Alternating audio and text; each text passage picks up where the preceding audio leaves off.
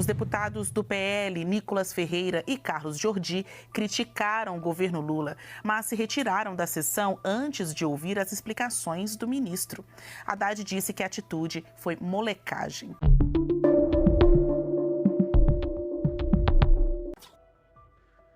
A CNN, o deputado Nicolas Ferreira afirmou que Haddad o chamou para o embate, mas acabou fugindo da discussão.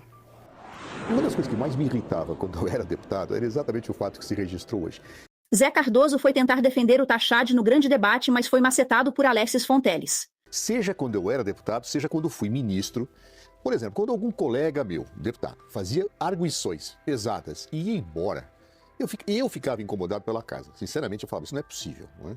Ou se teve alguma emergência, alguma situação, justifica, fala, pede desculpas e alguma coisa. Quando eu era ministro, aí eu ficava até mais irritado. Por quê? Porque a pessoa te bate, te fala, te coloca, e eu estou com todos os dados para responder, a pessoa vai embora. Né? Então, isso não é bacana, isso não é bom, não é correto, não é saudável. Então, eu entendo o ministro Haddad, o desconforto da situação, notadamente porque nós temos ali dois deputados, né, que são bastante agressivos, muitas vezes em algumas colocações. Eu não vi quais foram as colocações que eles fizeram. Mas, por exemplo, um deles fez toda aquela confusão do PIX, que Haddad esclareceu que não tinha objetivo de taxar, não tinha esse objetivo e, portanto, parece claramente posto depois que era uma fake news, mas uma fake news que foi com ampla repercussão de desgaste para o próprio ministro. Então, possivelmente, ele queria dar a resposta, que eu não sei qual foi a pergunta, para que o deputado debatesse, criticasse, falasse. E aí, claro, essa situação em que a pessoa fala duro e vai embora, não permite ouvir a resposta, não se permite ouvir a resposta, é característico muitas vezes de uma irreverência com a atividade parlamentar ou mesmo de autoritarismo, ou seja, não importa o que eu falo, não importa o que vão dizer sobre o que eu falei. Isso eu acho muito ruim. O Fernando Haddad, ele se manifesta e talvez aí ele tenha aberto um pequeno flanco para um ataque, que é quando ele utiliza a palavra molecagem. Ele está absolutamente certo o que ele está dizendo. Na sua avaliação, Fontaine, qual o limite dos embates na Câmara dos Deputados? Boa noite. Boa noite, Basília. Boa noite, José Eduardo Cardoso e saudações à audiência da CNN. Eu entendo que o embate ou debate tem que ser sempre das ideias. Quando vai para o pessoal, aí a coisa descamba. E, infelizmente, eu assisti também cenas dantescas ou ruins como essa na legislatura passada, quando Paulo Guedes era ministro da Economia. Corte rápido. Faca. É Tramontina. E ele não conseguia terminar nenhum desses debates, absolutamente nenhum desses debates, porque vinha a oposição extremamente agressiva e o principal chamava-se Glauber Braga, que era destruidor de qualquer debate que tivesse lá. Então eu também... Eu queria saber se o senhor não tem vergonha. Gostaria de saber se o senhor não tem vergonha. Deputado Glauber, olha, eu não vou abrir o microfone, Vossa Excelência não pode fazer isso. O senhor pode pedir liderança se faltar com respeito do mesmo jeito. Então eu lhe peço só que o senhor se contenha. Não vou lhe calar, eu estou lhe pedindo que o senhor se contenha, faça suas críticas, faça seus comentários. Agora não venha com palavra de baixo calão, que só falta o senhor chamar qualquer deputado para briga nesse plenário. O senhor está exagerando há muito tempo. Então o senhor tem o que é justo, mantenha o respeito necessário. Se o senhor faltar com respeito, eu não lhe daria a palavra, o senhor vai ao Supremo Federal buscar o direito que o senhor quer. Eu vou abrir, se o senhor falar e faltar com respeito de novo, eu lhe corto o microfone, viu? O senhor está muito mal acostumado nessa casa. Corte rápido. Faca. É Tramontina. Acho que é ruim porque é no debate que a gente pode expor as pessoas, as ideias, os caminhos que estão sendo tomados da economia e tudo mais. Nesse caso específico, eu acho que o ministro Haddad foi muito desrespeitoso, chamando duas pessoas mais jovens de moleques, né? É pejorativo, é absolutamente desrespeitoso ao parlamento brasileiro. Agora, o que acontece no cenário, eu fui ver a cronologia, Nicolas e Jordi fizeram uma série de perguntas, isso estava em paz ainda, e as perguntas eram sobre economia.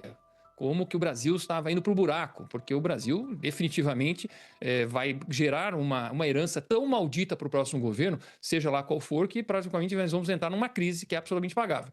E eles apresentavam que o Brasil tinha superávit em 2022 de quase 50 bi, e hoje nós estamos com um déficit de R$1 trilhão, ainda com uma arrecadação de impostos que aumenta sem parar. Quer dizer, o Haddad não inventa, é toda semana um imposto novo para ser pago. Toma! E ele foi questionado disso. Né? Não estamos em pandemia, mas estamos com déficit nominal igual de pandemia. Estamos com os juros indo para a estratosfera. O dólar que sobe sem parar. Uma série de benefícios aqui que não tem mais fim, de BPC, de Bolsa Família, tudo mais, criando buracos atrás de buracos. Corte rápido. Faca. É Tramontina.